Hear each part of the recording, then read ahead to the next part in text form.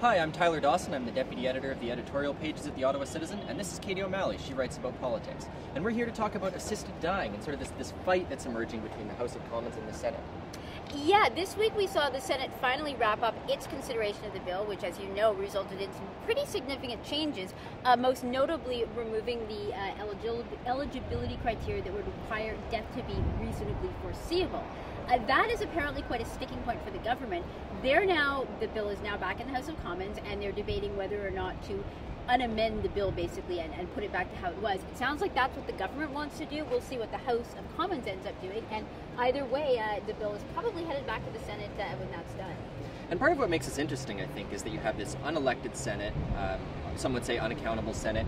These people are no longer Liberal senators in the Liberal caucus. And so there's this sort of tension between the sort of elected government, as one might think of it, and the unaccountable chamber.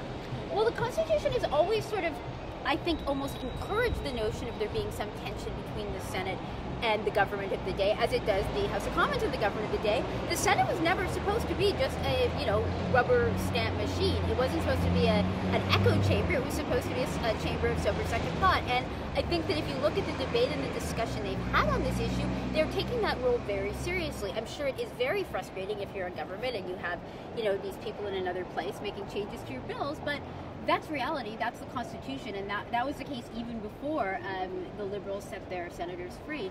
When Stephen Harper first came into power, he was dealing with the majority of Liberals in the Senate, and he managed to muster on through. So yeah, it's clearly something that was kind of envisioned and thought of when they were designing our system.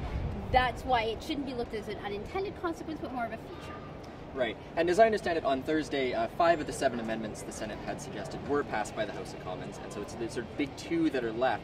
And next week, I think we'll see it'll go back to the Senate likely, and there could be a back and forth, but at some point, someone has to give in on this. And traditionally, it has been the Senate that's been the one to blink. Whether or not it's the case in this new Senate is another question entirely, but it will be interesting to see if the government maybe makes a bit of a compromise move towards the Senate on that particular issue of reasonable foreseeability to kind of reassure the fears in the Senate that the way it's worded, the law simply isn't constitutional. That's the main concern and the main hang-up that the senators have had with the bill as drafted by the House as it came out of the House of Commons. I think that that's really what the government has to convince the senators is not something that they should worry about. Right. To follow along on this issue and others, go to ottawacitizen.com.